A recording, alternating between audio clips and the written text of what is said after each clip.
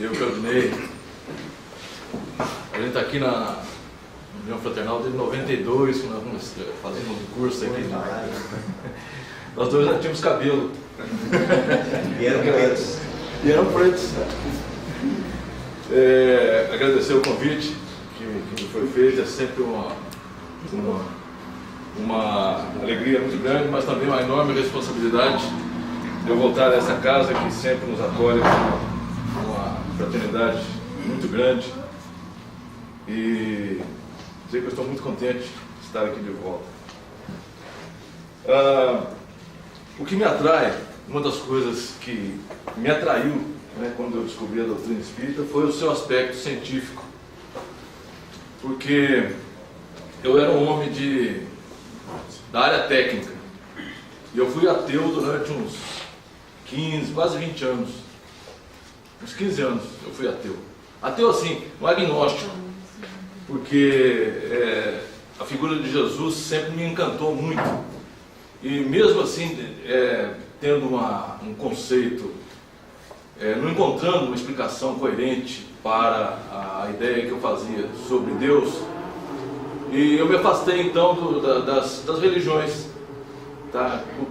Procurando encontrar uma resposta para as minhas dúvidas, que eu acredito que muita gente que chega também na doutrina foi por questionamentos, né? Tentar encontrar respostas racionais para as nossas dúvidas, para os nossos questionamentos, e eu tive na doutrina as respostas para os questionamentos que eu fazia.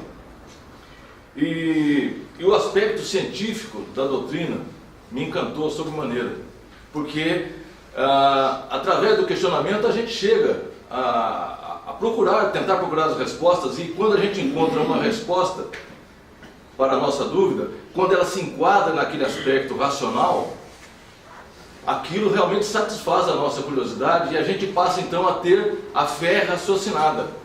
Não a fé, simplesmente a fé por acreditar em alguma coisa, num dogma, por exemplo, que é um artigo que não se permite questionar. Tá? A doutrina espírita não tem dogmas.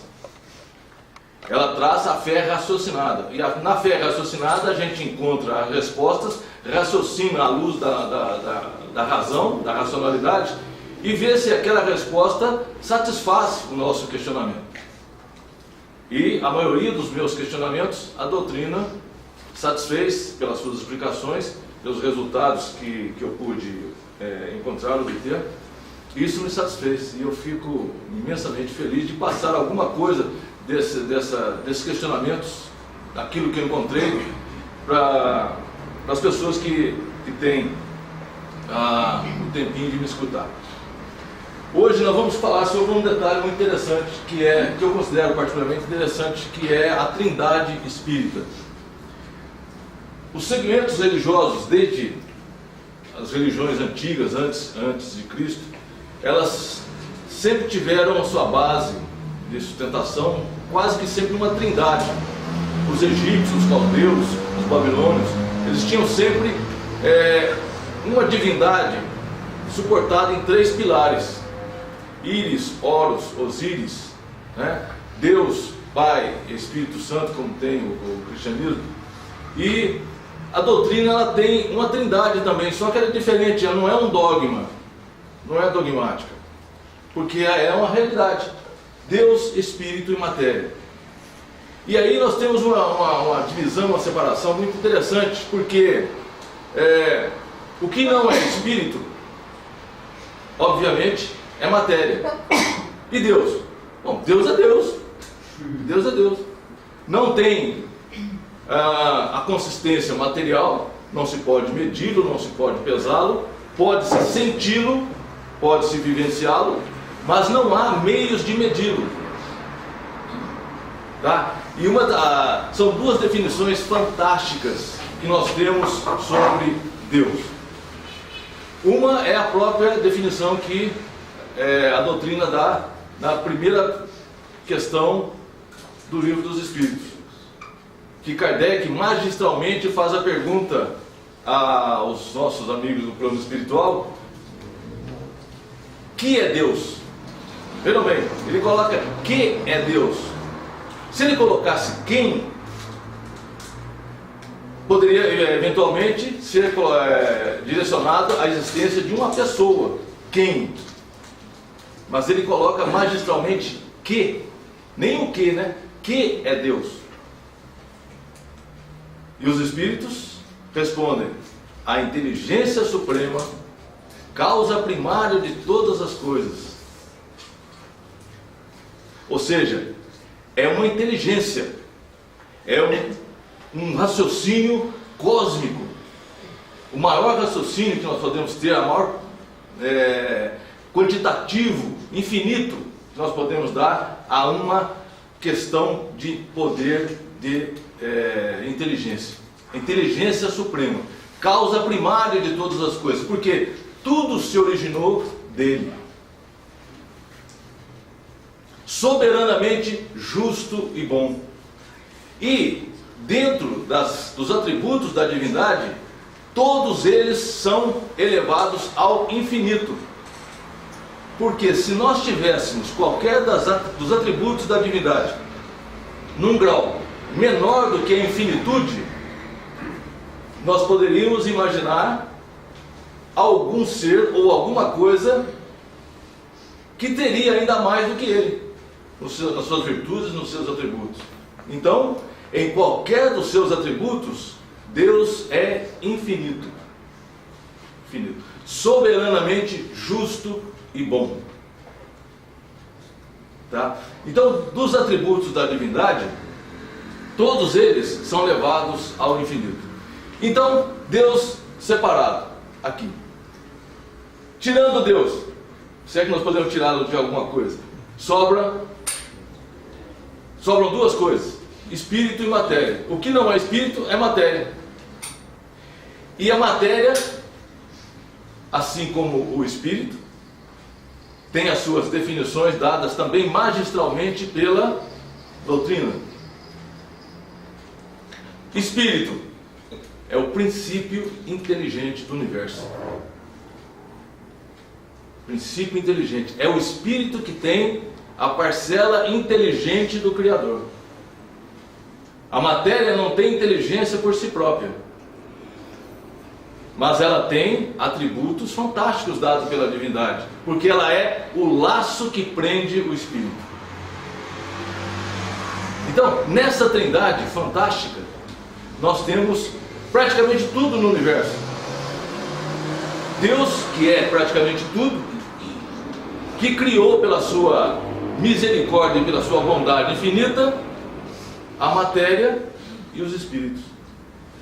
E aí um dia, o meu querido irmão Louro já presenciou esse detalhe, um amigo meu falou assim: mas quem que Deus criou primeiro? O espírito ou a matéria? E aí vem a famosa dúvida: quem nasceu primeiro, o ovo ou a galinha? Mas por que Deus criaria alguma coisa primeiro do que a outra? Qual a preferência que ele daria, a matéria ou o espírito? E é sobre esse raciocínio que eu vou tentar conduzi-los no caminho racional que eu fiz para chegar nisso. Então, já vimos o que é Deus. Inteligência suprema, causa primária de todas as coisas. O espírito é o princípio inteligente do universo, nasce simples e ignorante através de vidas sucessivas, vai se aprimorando nos conhecimentos e progredindo na sua evolução. Olhem a justiça divina.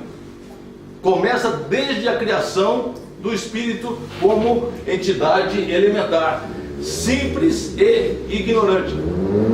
Lembrando que essa ignorância é traduzida como desprovido de conhecimento. Não é um ser ignorante, na expressão nossa, no linguajar comum nosso, um sujeito ignorante. Não, desprovido de conhecimento momentâneo. Porque nos é dado a oportunidade de, em várias vidas sucessivas, adquirirmos este conhecimento que será o nosso trampolim para novos mundos, novas etapas conscienciais, através das quais nós vamos nos aproximar do Criador. Porque, por mais perfeito que possamos ser um dia, nunca chegaremos à perfeição absoluta que é Deus. Mesmo Cristo, com toda a sua sabedoria, o seu conhecimento e a sua perfeição, é uma perfeição relativa ainda em relação ao Criador. Depois nós temos então a matéria, que é o laço que prende o Espírito. É um instrumento de que este se serve, ou seja, que o Espírito se serve e sobre o qual, ao mesmo tempo, exerce a sua ação. Existem no livro sagrado, na Bíblia, foram escolhidos 4 evangelhos. Mas existem outros evangelhos que são considerados apócrifos, porque não tem, a própria igreja selecionou os 4 e decidiu que aqueles 4 representariam todo o ensinamento do Cristo. Mas existem outros apóstolos que também escreveram sobre Jesus, que escreveram os seus evangelhos, mas que a igreja não considera como sendo dignos de pertencer ao livro sagrado.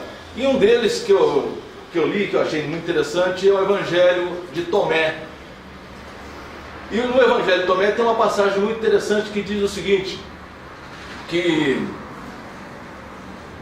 se o Espírito foi feito para ter um corpo, é uma maravilha. Mas se o corpo foi um dia para ter um espírito, foi feito um dia para ter um espírito, é a maravilha das maravilhas. Por quê? É nesse estágio, nesse estado, que o espírito, o princípio inteligente da criação, se liga à matéria para, através dessas ligações, comandá-la. É o único instante em que a parte inteligente da criação domina a matéria. Quando nós estamos encarnados. Os espíritos, no plano espiritual, não dominam a matéria. No estado que nós estamos aqui, a matéria bruta. Eles dominam uma coisa que nós vamos chegar daqui a pouco, o fluido cósmico, tá? Que é uma matéria quintessenciada. Mas a matéria bruta na qual nós estamos agora, vivemos nesse plano aqui, nessa dimensão, quem é capaz de comandá-la somos nós, espíritos encarnados. Eu estou aqui movimentando o meu corpo, trabalhando com os meus órgãos, muitos deles submetidos à minha vontade, porque eu estou um espírito com muitas propriedades espirituais, comandando, através dos meus neurônios, dos meus segmentos nervosos, a matéria que o meu espírito está abrigando. A matéria que abriga o meu espírito.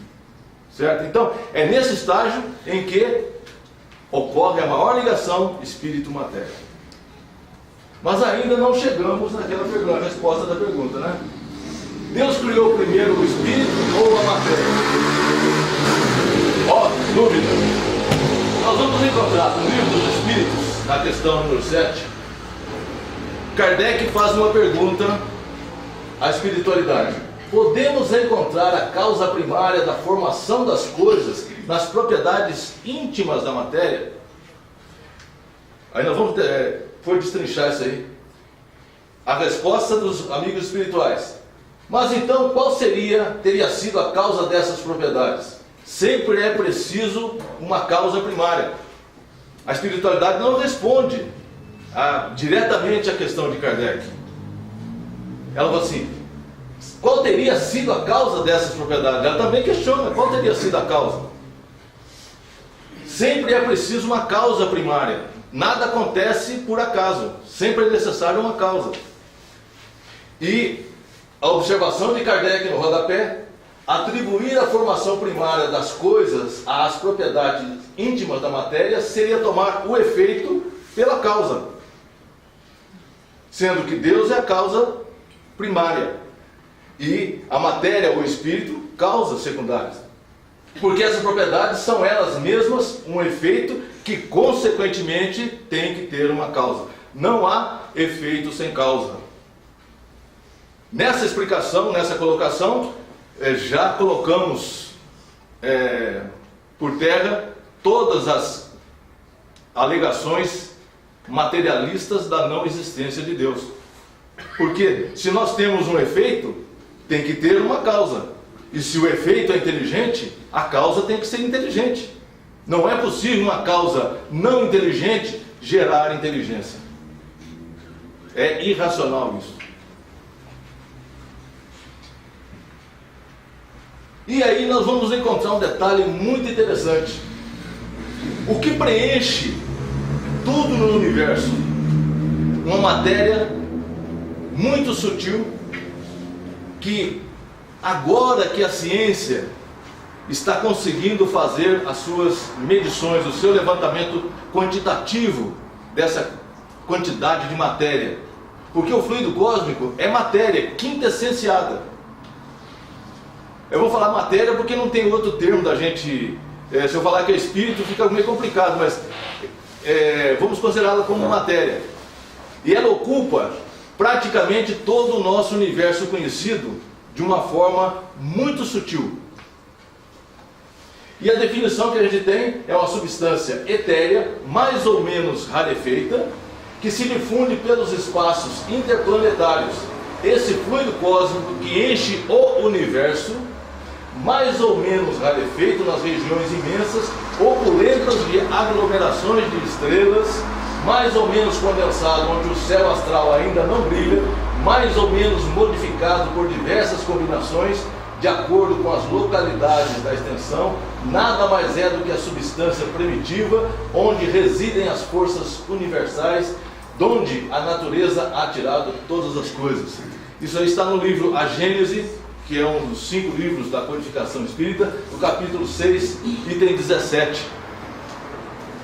E a ciência começou a questionar, porque toda a parte da física, da cosmologia, fazendo todos os cálculos de balanceamento de massa, observaram que tudo que se consegue medir e quantificar no universo não representa a massa total desse universo.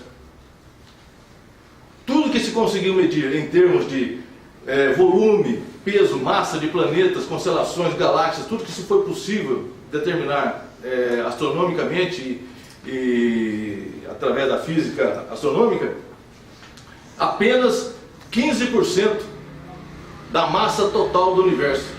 E o resto? E esses os 80%, 85% faltantes? A ciência então passou a chamá-la de matéria escura. Matéria escura.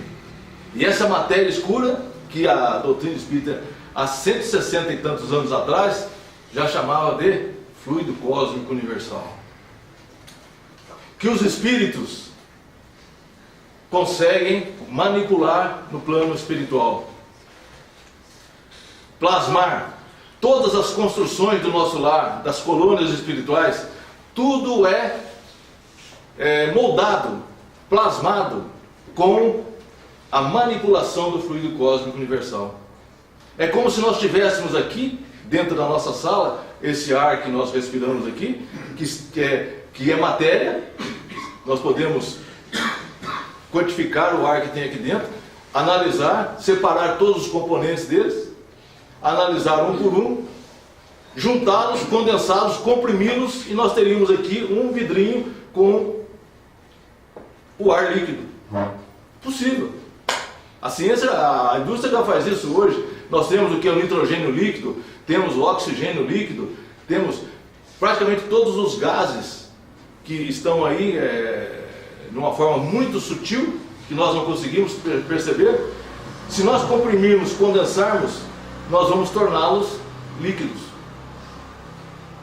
Tá? Então é matéria, só que nós não percebemos pelos nossos sentidos, ainda precários, extremamente precários, nós não conseguimos percebê-los a olho nu, mas que a ciência, que a tecnologia, através de equipamentos próprios, consegue fazê-los medidos e colocá-los num recipiente de serem utilizados. A ciência faz isso hoje tranquilamente. Bom, então o que nós temos? Que essa matéria quintessenciada que cobre, que ocupa praticamente todo o nosso universo conhecido, eu digo universo conhecido porque já há a teoria aceita pela maioria dos cientistas de que não existe apenas um universo. Nós temos a teoria dos multiversos. E quem nos pode garantir que os nossos amigos espirituais não estejam numa outra dimensão, num desses universos possíveis? Eu até a semana passada ouvi falar em 11, mas já vi uma notícia de 21, né? 21 universos possíveis. Então a coisa é muito maior. E isso daí simplesmente nos mostra, nos dá uma noção, uma pálida noção da dimensão do nosso desconhecimento. O tanto que nós não sabemos. Um conhecido escritor dizia o seguinte: o que eu não sei enche várias bibliotecas. O que nós não sabemos enche várias e várias bibliotecas. Porque o nosso conhecimento ainda é muito pequeno com relação ao tamanho do universo. Realmente, no aspecto físico, ele tende ao infinito.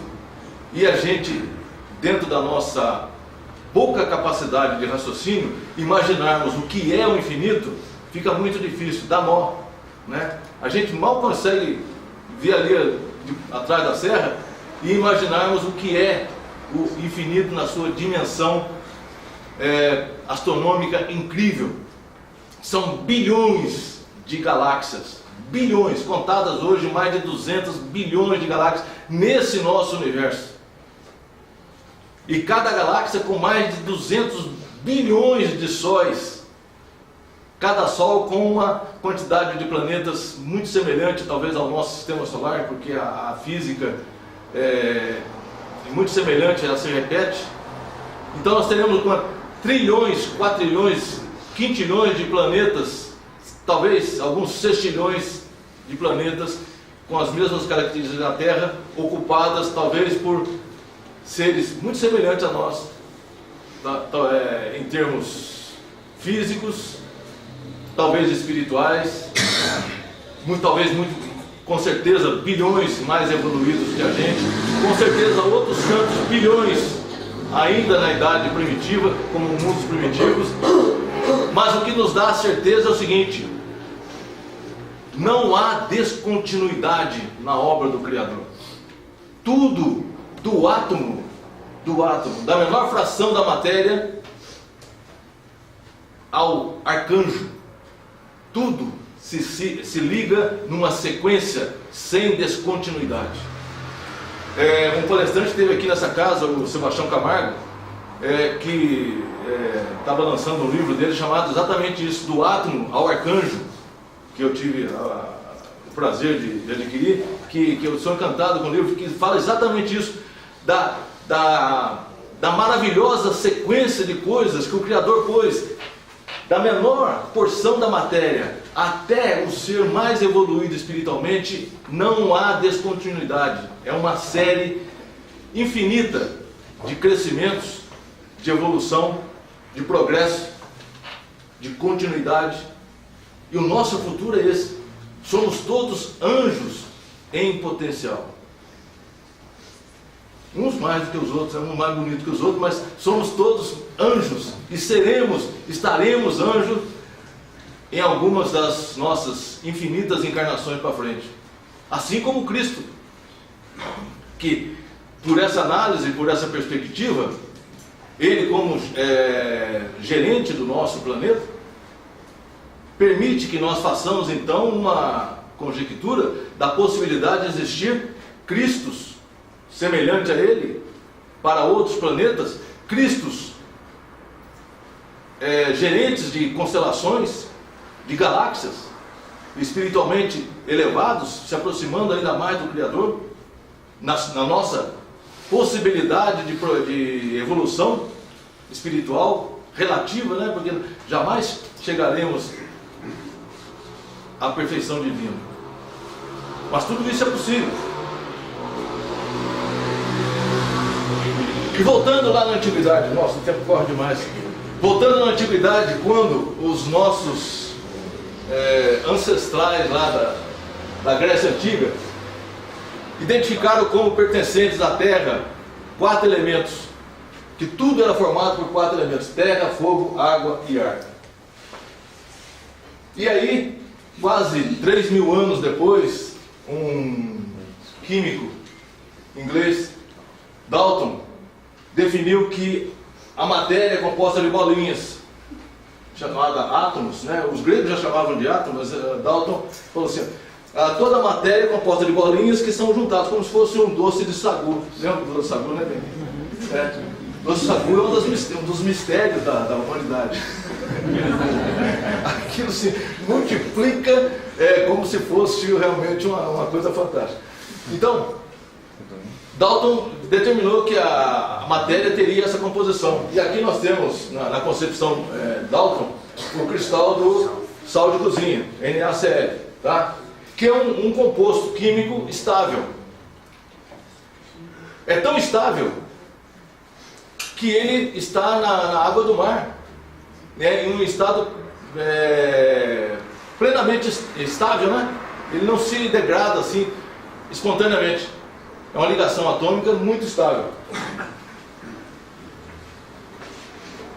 No século passado, no finalzinho do século passado, nós já tivemos um outro cientista chamado Rutherford, que estabeleceu que o átomo teria essa consistência como se fosse um Sol circundado por planetas, que seriam os elétrons. E esse átomo de Rutherford, ele teve uma aceitação muito grande da parte científica, porque realmente ele permitia várias explicações das teorias, dos questionamentos que os cientistas faziam a respeito da constituição da matéria. E associado a um outro átomo, a um outro cientista que teve uma outra concepção, Niels Bohr, um dinamarquês, que fazia com que a sua ideia de que o átomo tinha um núcleo e partículas, que ele chamou de elétrons, rodando ao redor do núcleo. Isso daqui é a base da física clássica, da atomística, que vigorou durante muito tempo, mas que tinha determinadas coisas, propriedades e comportamentos que a física clássica não aceitava. E o próprio Einstein questionou muito isso. Niels Bohr, que desenvolveu esse modelo, ele foi praticamente o precursor do que nós chamamos de física quântica.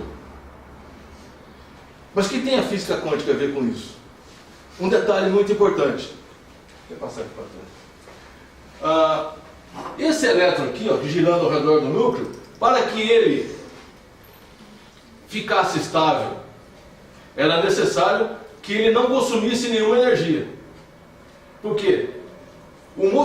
Todo movimento pela física clássica exige consumo de energia. Não há movimento sem gastar energia, sem consumo de energia. E esse elétron girando ao redor do núcleo tinha que perder energia, e perdendo energia ele seria atraído pelo núcleo e a matéria seria destruída. Mas isso não acontece. A matéria, na maioria das vezes, ela é estável. Como explicar esse fenômeno? Niels Bohr, sabiamente, magistralmente, ele disse que os elétrons giram ao redor do núcleo numa estabilidade atômica em que o elétron, no seu movimento, não gasta nenhuma energia. E que, quando se fornece uma energia para o elétron, ele salta da sua órbita para uma órbita mais externa.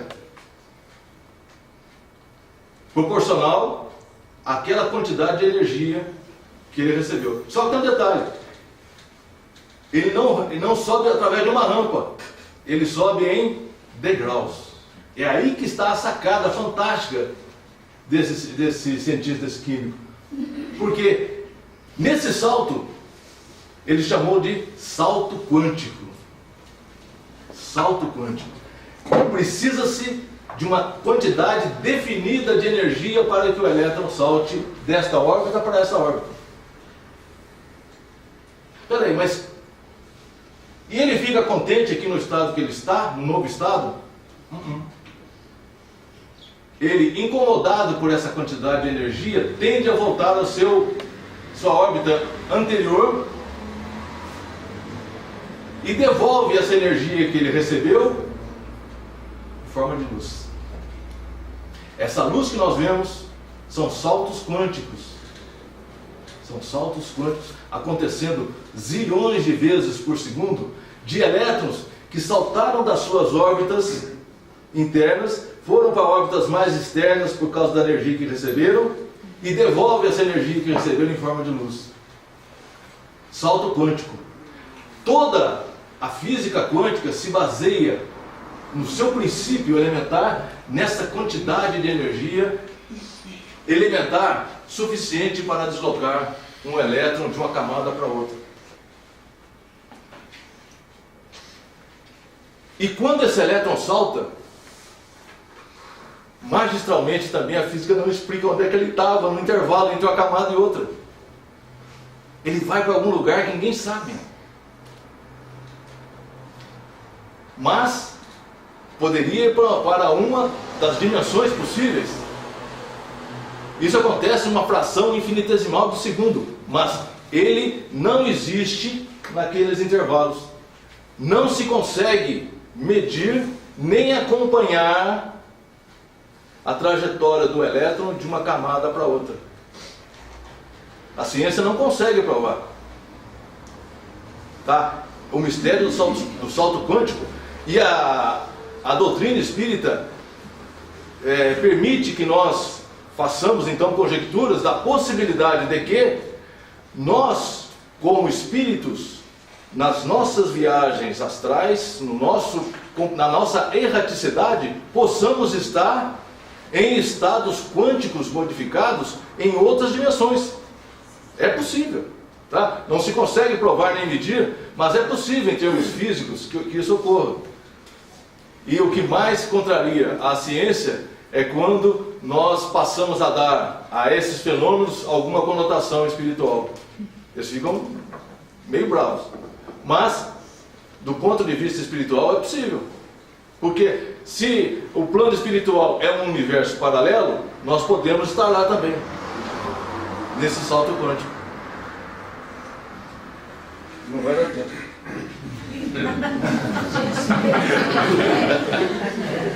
Uma coisa que me encantou também no átomo de Bohr é que, olhem a semelhança. Ele estabeleceu o seguinte: 7 camadas são possíveis no átomo. A quantidade de elétrons. Na primeira camada, 2, 8, 18, 32, 32, 18 e 2.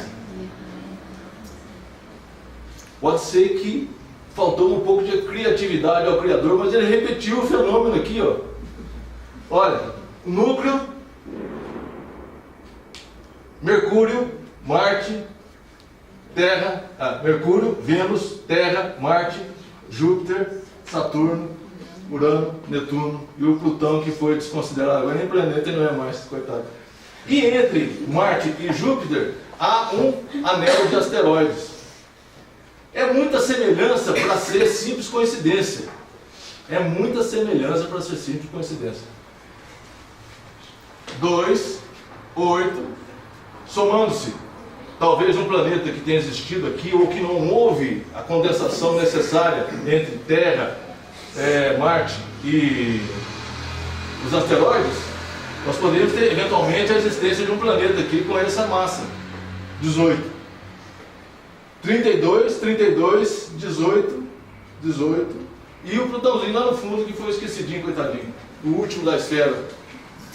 É muita semelhança na estrutura cósmica, na estrutura astronômica, e a estrutura atômica para ser simples coincidência. Tem algo a mais aí que a gente merece o nosso estudo, né? A nossa análise mais profunda. E aí veio um cientista russo, fantástico esse cara, fantástico. Ele teve uma visão, ele estava tentando estabelecer a conjectura lá dos diversos elementos químicos e não estava achando como é que o negócio funcionava. Ele teve um sonho, Mendeleev, vi num sonho uma tabela em que todos os elementos se encaixavam como requerido. Ao despertar, escrevia imediatamente uma folha de papel. Esse cara é um gênio, porque no começo do século XX, lá em 1900 e pouquinho, 1903 ou 1904, ele estabeleceu as bases da tabela periódica dos elementos. E ele previu, a sua tabela podia prever a existência de elementos que nem existiam, que ninguém cogitava na existência dele. Você tem uma ideia? Olha o que ele bolou. Olha o que o cara bolou. A tabela periódica dos elementos. Quando ele fez a tabela periódica,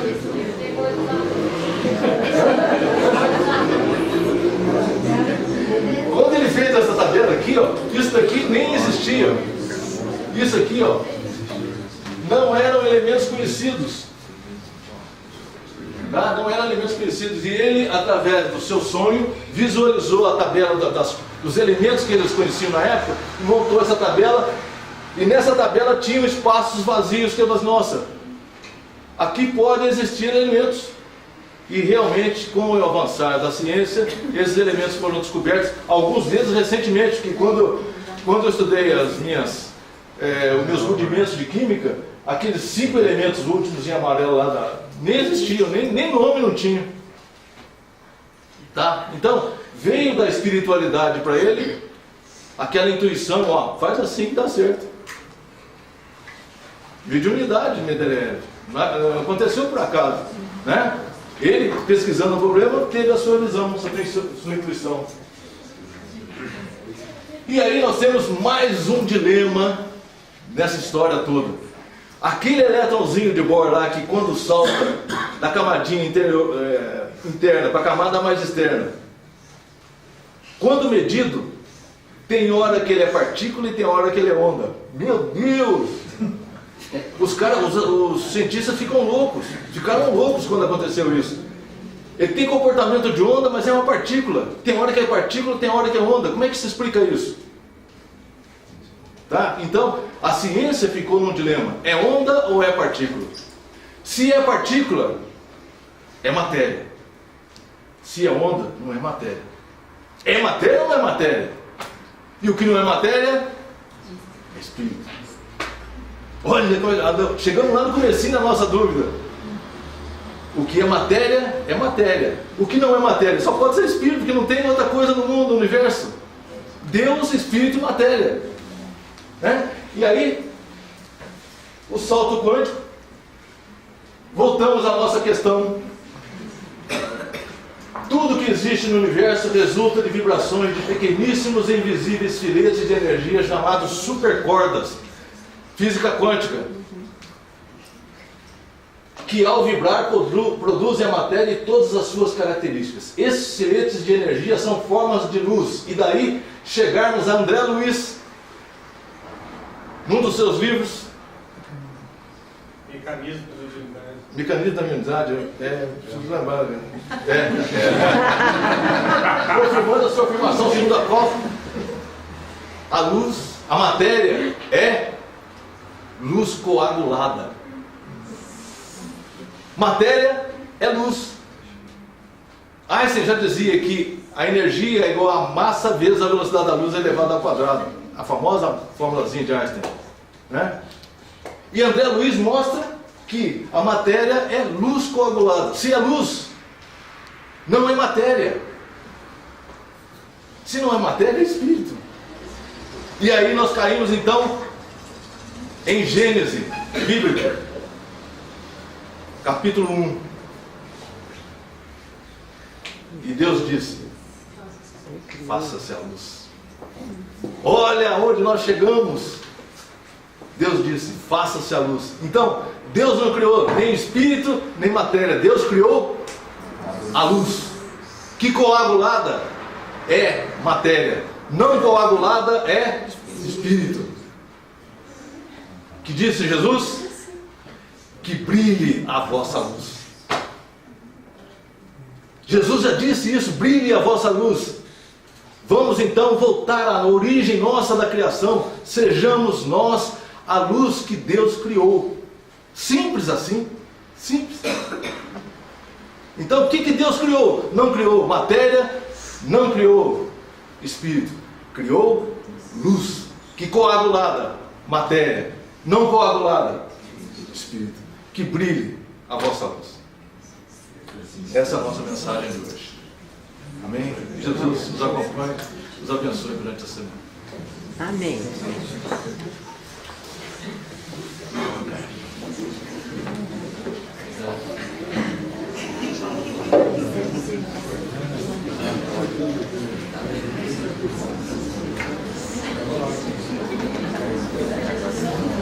Em primeiro lugar, eu gostaria de agradecer muito, Marco Aurélio.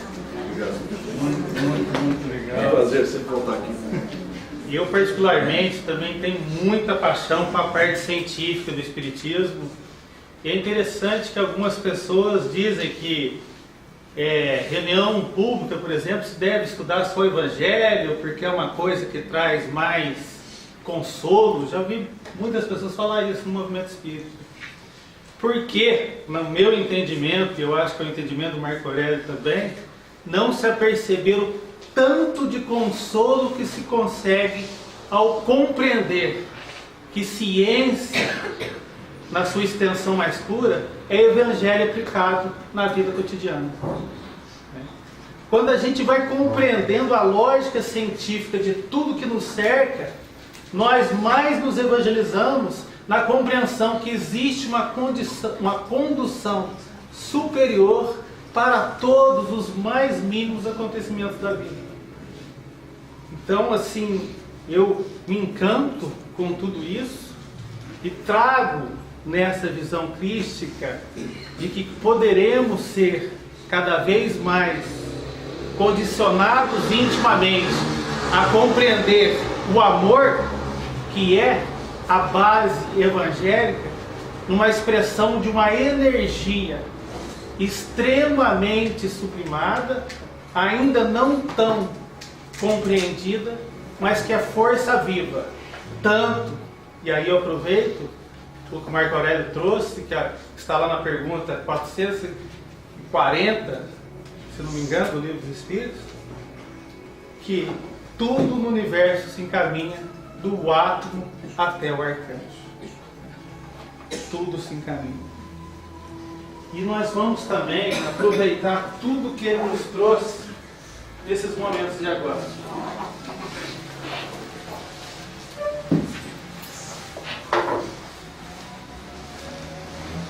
Porque o que nós temos trabalhado